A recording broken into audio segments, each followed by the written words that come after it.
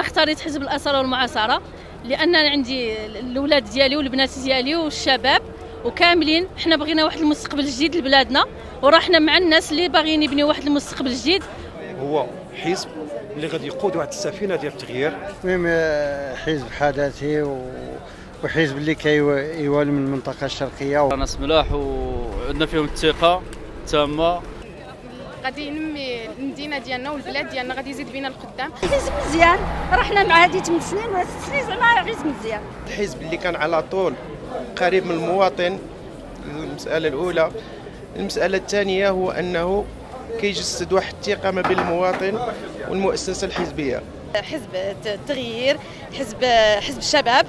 عندنا ثقه كبيره في هاد الناس الشباب اللي باغيين يخدموا البلاد.